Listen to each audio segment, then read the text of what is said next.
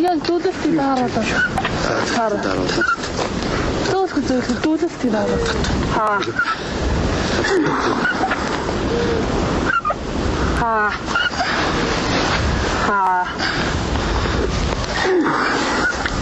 자, 와서 오다고. 왔다가나. 조금만. 가만히구나. 조금만. 자.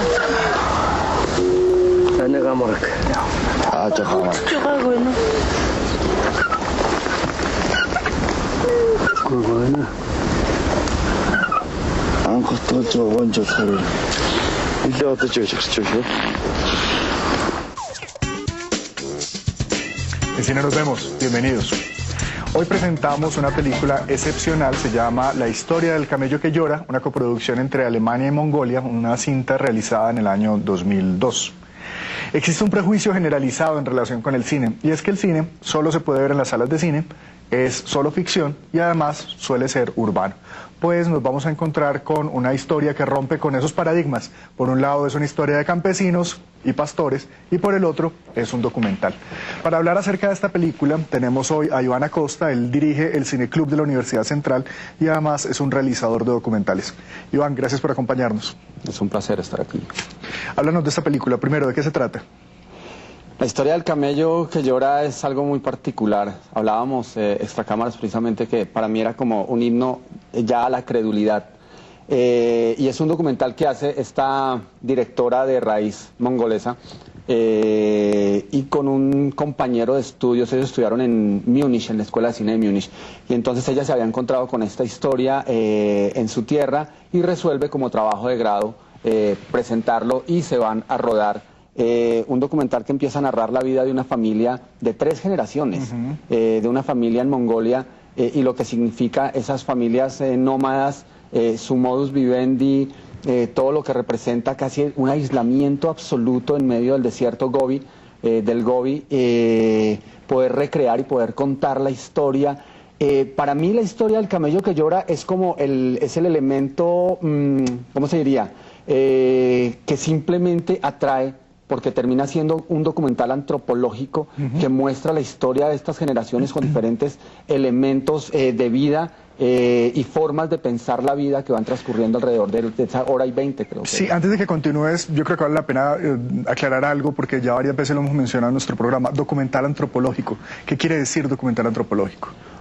¿Cómo se define? ¿A qué aludimos? Yo simplemente pienso que el documental es documental y lo antropológico es que está narrando la historia del ser humano, en este caso la historia de estas 3 generaciones de esta familia de nómadas. Están haciendo el seguimiento de una cultura a través de sus ritos, de sus costumbres, un poco lo que se hizo con Nanook y durante una convivencia también prolongada. Cuando yo vi la historia del camello que llora, inmediatamente se me vino Nanook el esquimal, porque es casi lo mismo. O sea, es narrar la historia de Nanook y su familia, que es una familia que vive en el polo y que tiene que ir a cazar. Aquí la diferencia es que ellos simplemente están conviviendo constantemente en medio de unos ritos, unos cantos, unas atmósferas entre cálidas de desierto, pero frías de temperatura ambiental.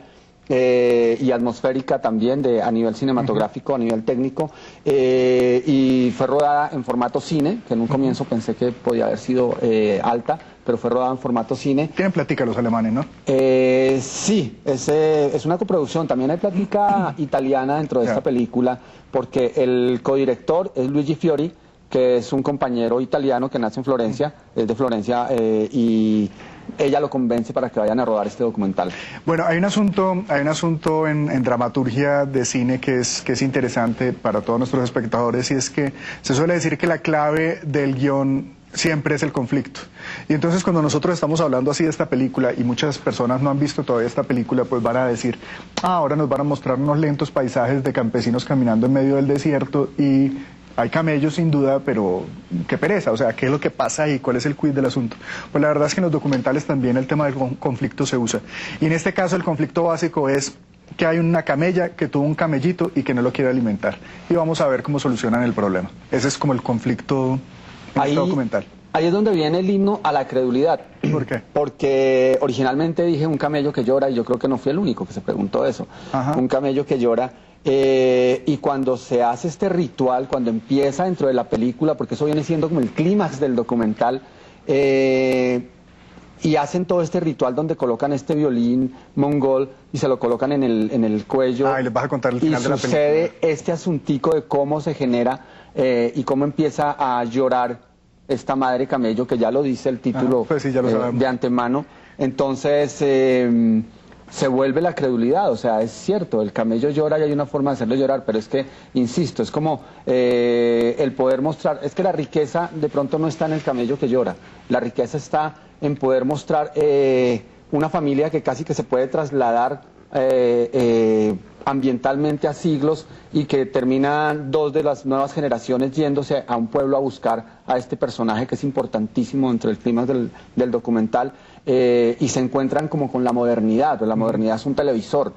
Y él viendo la televisión, el niño se encuentra con la televisión y termina también como siendo el niño viendo la televisión y nosotros viendo al niño. Entonces hay un diálogo ahí activo, bien interesante y emocional muy, muy particular que logra esta niña mongolesa. Esta directora, sí.